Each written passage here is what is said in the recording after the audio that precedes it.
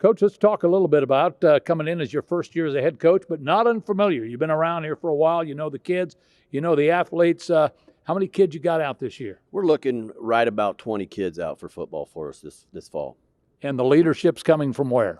Oh, we've got more kids in the lower grades. We'll have 4 seniors out, but they're good football players, and we're expecting leadership there. And our junior class is a small number, but our upperclassmen will be our leaders this fall. They're a good group. As you look at the Northwest Kansas League, aside from the playoffs later on, but the league itself, how do you size up the league? Who's the favorite in the league? How do you size them up? Well, the favorites, that's probably hard for me to tell right now. I did coach with Coach Dreher last year. It's a super competitive league. You have to be ready to play. I know, I expect Hoxie to be right back about where they lost some good kids, but they've got good numbers there. And I'm sure they'll got kids that'll fill in. St. Francis has got kids back. Atwood is going. They had some younger kids play a lot of ball for them last year. So it's a tough league. As you prepare for the season, getting ready for the season means off-season conditioning, the weight room, those types of things. Have you had good participation there? Well, we put in the time this summer. You would always like to have a few more kids in there, but being that farming community and kids on the ways to go, I was happy, but that's always something that I want to continue to build upon. Something to strive for. Yes. Yep. What about offensively and defensively? What type of scheme will you want to use? Do you want to run the football? Is it something you want to play ball control? Or are you going to throw the ball a little or what? Well, we would like to run the ball.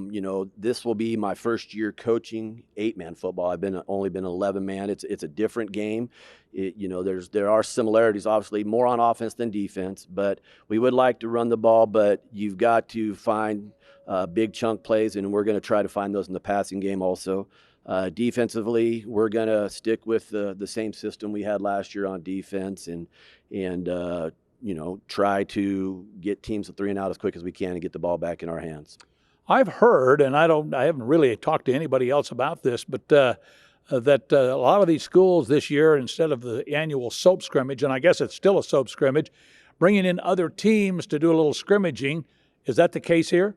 Yeah, we're going to go on the 30th. We're going to Hoxie, and the state's calling it a jamboree, and we're going to have Hill City and Hoxie and us, and just have a little controlled scrimmage on that evening against each other, and give the kids a little bit different look. It makes it, with numbers we have, it's nice to get that controlled scrimmage before we get into week 1. It's a new thing in Kansas. I'm curious. Do you like it from the outset, having not done it yet? Do you think it's a good deal? Well, I was a little leery going in. You don't really want to play teams that you're going to meet up, but, we play Hoxie later and we don't play Hill City, in our schedule. It's a little bit more difficult for Western Kansas schools to not have to get teams you play during the season. But I do like it. Hopefully it's something that just gives you a look that, we do those things in the summertime. We go to camps and we scrimmage against teams in the summer with that same type of format. So I think I hope it's a good thing for us.